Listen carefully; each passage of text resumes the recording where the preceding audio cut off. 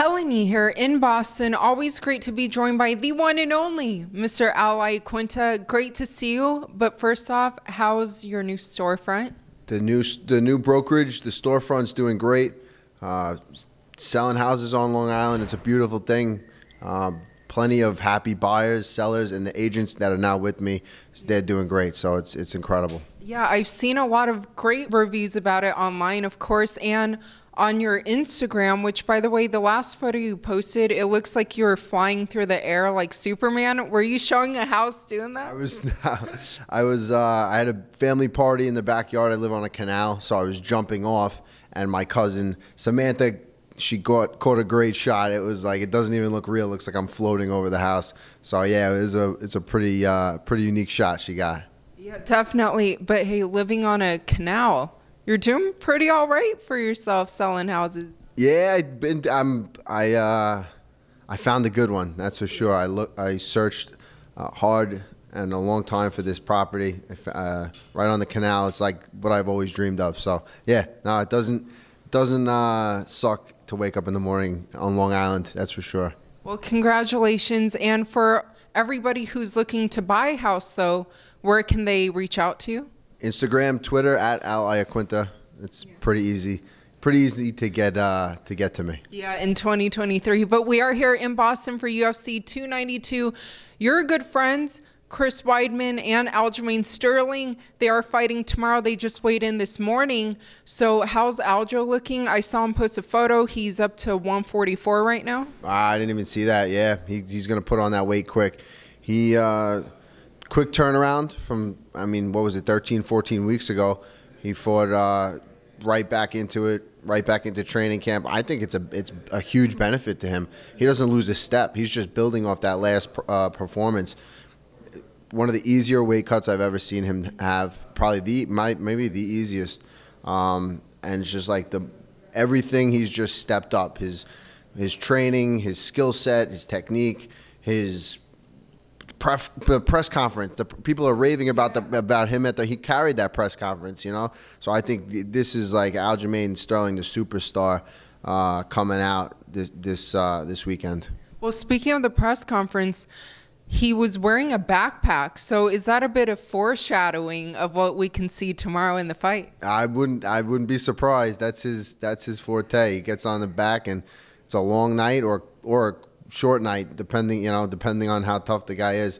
So yeah, I think that's definitely a possibility, but I don't think O'Malley's seen anybody like Aljo on the feet, in the wrestling, or on the ground. Well, speaking of that, I know they've been kind of going back and forth about, wanting to get the finish, both of them.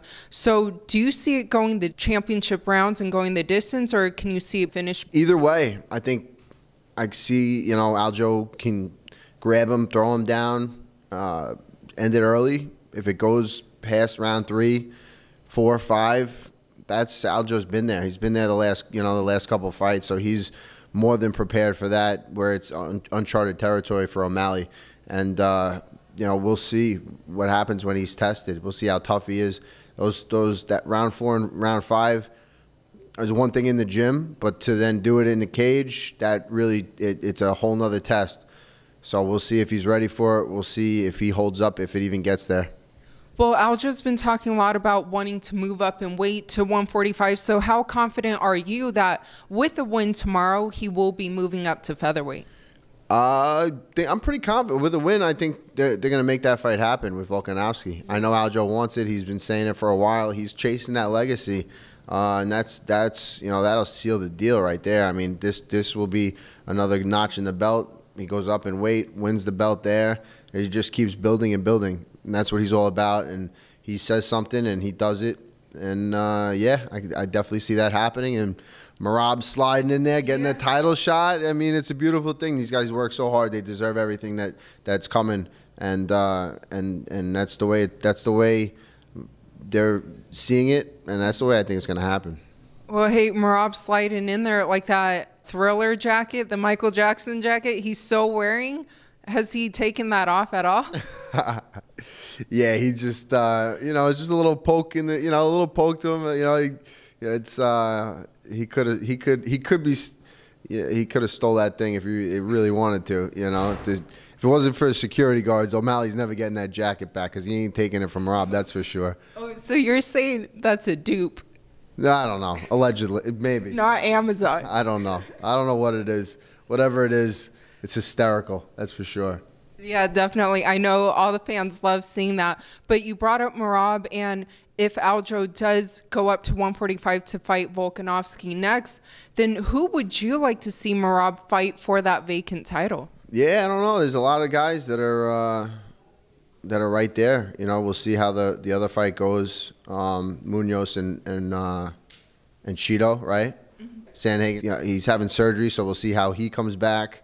And then, you know, we'll see how O'Malley holds up. Maybe you'll see, you know, who knows? Maybe it'll be him versus Merab. So, yeah, I don't know. It's an interesting landscape in the division. It's a crazy division. One, if not the craziest division as far as like the way it stacks up and the future fights, possibilities, and matchups.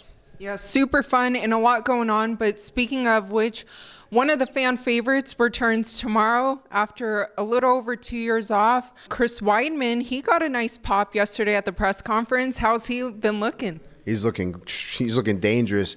He's looking strong. He's looking mean. But he is happy. He's happy to be back. Like, just getting back for him is such a huge, you know, feat. It's crazy what he's been through. I don't think there's been people that have, like, you know, broken their leg, but then he had the complications, had to go back for another surgery, and it was like, you know, it just a really tough time for him. And to be feeling healthy, look this good, be moving around the way he's moving around, you know, it's all gravy from here. But being through what he's been through, nothing can stop that guy. He's so mentally strong going in there. I can't see anybody taking him out. I mean, the fights that he's had, he's beaten everybody. Even though fights he's lost, he could have won. He just got, you know, he's such a talent. He's so incredible. I look up to that guy so much. Really looking forward to him performing on Saturday.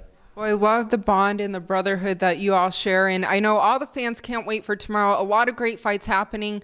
But last time you and I spoke, it was about the lightweight division. And Beneil, he was fighting Charles. Charles got that win, and now he's going to get that rematch for the title against Islam. What do you think about that? That's a tough out, especially after the way the last fight went. You know, he's going to have to make some changes. Looks like he, you know, did against Beneil, but I think Islam's a totally different animal, so it's going to be an interesting fight. And, yeah, I'm really looking forward to that one. Do you think he does get the job done this time around? Does Charles get the job done? Yeah. It's gonna be a hard one. You know, he showed that Islam showed that the submission threat. He's not too worried. He kind of called it. He said, "I'm gonna put you on the mat and I'm gonna submit you." Where most guys hit him. You know, he drops down to the mat and they step back and they say, "Charles, get up." He went right after him. He hopped on and finished him with the strikes and then moved past to submission. Yeah, I don't know. I don't know if he's gonna get. I don't know if Charles is getting that one back. Well, do you think that Conor McGregor though will return in December to fight Michael Chandler, who will be here tomorrow? Chandler. Oh, Chandler's gonna be here. Awesome. Yeah. I don't know. Is that fight gonna happen? Conor's like all over the place with the drug testing thing, and it's pretty evident he was on some gear, right? I think so. Like they gotta kind of make an example that you can't. But he is Conor, so maybe they'll just kind of like, you know, make the fight happen, make the money and whatever. I don't know. Maybe they should just I heard that USADA deal's it's ending pretty soon. So maybe that'll be like the beginning of the end, and then you'll just like kind of go back to the way it was, and maybe like a little bit of like pride action. That'd be pretty cool. Just everybody all juiced up fighting each other. I'd enjoy that. Like, why not? You know, go for it. Wait, the USADA deal is ending. I don't know. I could be totally off on that. That's what I heard. Someone said a reputable source in my eyes said it. So I could be totally wrong. I don't know. Maybe the deal's up. Maybe it's not. But if it is or if it isn't, if they let Conor fight like that, just let everybody. You know, why not? Yeah. Well, then if they let Conor fight like that, do you want to see him fight Chandler or somebody else? Gaethje just won the BMF title. I mean, there's options. Yeah, Gaethje just kind of stole the thunder there, right? With that knockout. That was pretty wild. I do want to see Chandler. I think Chandler's earned it, and he mushed him in the face. If you mush him in the face, you got to fight, right? So they got to make that fight happen. And then we'll see. Conor's been out for a while. It looks like he's just been enjoying life, and rightfully so. But if you're enjoying life in that capacity, fighting a guy like Chandler might not be the best guy to come back against. But lastly, for all your fans who love you and can't wait to see more from you, what would you like to let them know? Aljamain Sterling, Chris Weidman, tomorrow night. Tune in tonight whenever you're watching the interview. And buy, sell, rent at Iaquinta on Instagram and Twitter.